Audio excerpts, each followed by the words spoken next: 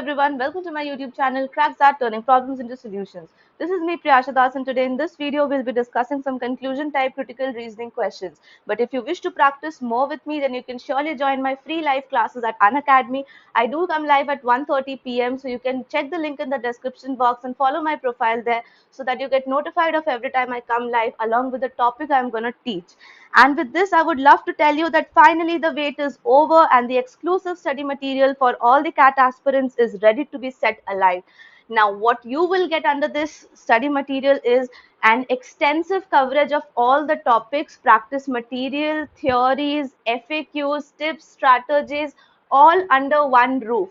And you know how you would be able to get these notes? By getting yourself subscribed to Unacademy. That means check the link in the description box and get yourself either a plus or an iconic subscription, and you will be entitled to get all of this under your subscription package only, not a single additional penny to be paid. Now, just to show you how extensive is this study material, well, the study material itself will be divided into two parts, part A and part B. And under part A, you will see 15 different modules, 7 from QA and 8 from BARC, which will be provided to you in the digital format starting from June 1st and in the physical format starting from July 15th. Now, those who are an iconic subscriber will not only get access to the digital version, but will also be getting the physical notes delivered at their address. So make sure you check the link in the description box and do enroll yourself right away using the code Priyasha10. And the part B has another 48 extensive modules to which will cover entire syllabus completely right there in the study material, all of which will be provided to you at the present prices if you check the link in the description box and enroll yourself quickly using my code Priyasha10, because you will still get 10% additional off at this reduced price. Now, the moment they release this, they are very sure to have a price hike, so please save yourself from the price hike and do enroll yourself right now and get a subscription using the code Priyasha10 and an additional 10% off on it as well. And now let's get our video started. Hello everyone, so in this video we'll be discussing the practice set 3 of critical reasoning, and in this critical reasoning set we'll be finding out conclusion type answers over here. So talking about this question, if you want to try it on your own, you can surely try it on your own. Here is the question and here are the 4 options. But in case you have done it, then you can surely go ahead and see the answer. And yeah, there are some more videos related to the same which I have recently posted on critical reasoning practice sessions, and little earlier posted on the understanding of critical reasoning questions. So if you haven't seen those videos, please check out the verbal ability playlist and you will get all of them at one place. Now let's start with this question and let's see how to determine the answer in a conclusion type question. So when we have statement conclusion questions, what do we need to do? First of all, we need to figure out a very nice sentence out of the given options which will summarize my entire passage, but at the same time will provide an answer or provide a full stop to my given condition. So that means what do we need to do here is we'll surely check out if something is ending my paragraph complete or completing my paragraph. So all these 3 points needs to be there when we are searching for an answer in a conclusion type. So let's read this question and try to figure out. Do not pick out on every meaning. Try to get the broader meaning or the wider meaning of the same. So the first sentence says psychologists conducted an experiment in which half of the volunteers were asked to describe an unethical action which they had performed, while the other half was asked to describe an ethical action which they had performed. Some of the volunteers chosen at random from each of the two groups were encouraged to wash their hands afterwards. Among those who described unethical actions, those who washed their hands were significantly less likely to volunteer for another similar experiment than those who did not wash their hands. Okay, that means what was the condition? That those who described any unethical action were less likely to participate in such a similar experiment again than the ones who did not wash their hands, means who talked about some ethical actions. The researchers concluded that some of the subjects failed to volunteer again in part because of their having described an unethical action.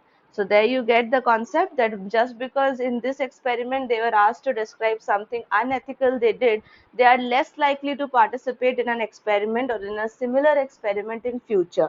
So let's have some questions right now and see what to do with them. Which of the following would, if true, most help to support the researcher's conclusion? Researcher's conclusion is almost given here that because of unethical actions being described by a person, he or she is not likely to describe it all over again and hence avoid participating in such an experiment again. So we'll try to get a point which supports this conclusion, and let's see option A. Among the volunteers who described ethical actions, those who washed their hands were significantly less to volunteer for another similar experiment than those who did not wash their hands. What's the problem with option A? The only sole problem with option A is that it is a direct statement from the paragraph. And a direct statement from the paragraph can never be a conclusion for all of us. So please remember this, that a direct statement from a paragraph can never be the answer for our question in the statement and conclusion type questions. So direct statements are not encouraged, and so we would not be keeping it up as our answer. Moving to the next option, we have the average likelihood of volunteering for another similar experiment was higher among those who described ethical action than those who described unethical action. Now, what is this? This is nothing but rephrasing. This is called as rephrasing. And those who have seen my videos on summarizing the passages, finding conclusion of the passages, those people might know this very well. And that rephrasing is a technique with which you can summarize almost any passage or conclude almost any passage with perfect, accurate answers. Okay, so if you haven't seen those videos, again, the same destination, check out the verbal ability playlist, and there you will get all of these things. Or you can check out my live classes as well. I do take up these topics in my live classes free at Unacademy. So here comes the rephrasing technique. Rephrasing is where what we are doing, we are just converting the same sentence into a different construction but with the same meaning. Like just like active and passive voice. If I say that I ate this banana, then the banana is eaten by me. So this is nothing but active and passive voice. So the same thing is happening here. In the question, they were saying that researchers found that the people who failed to volunteer were the ones who were describing the unethical action. So what about ethical one? Just the opposite point is highlighted. Of course, that means that the people who described the ethical in the experiment, who came up with the ethical actions, were the ones who participated more. So that's understood. That's a perfect support to the conclusion. But still, we'll not get the answer until and unless we read all the options. So we'll have a quick view over option C and D as well. Most of the volunteers who were encouraged to wash their hands did so. No. The volunteers in the study were not more disposed to washing their hands under normal circumstances than general population was. So there is nothing such of general population or normal circumstances anywhere mentioned in the paragraph. So that is also out of the scope. So there we go, confirming our answer as option B. The reason being that is it's rephrased, and any conclusion type question demands a rephrased sentence in the answer. So that was all about this video, guys. If you like this video, then please like this video, share it with more and more people. And yes, of course, if you are new to this channel, then do subscribe to this channel as well. There are daily updates on this channel where you will be getting all the content absolutely free.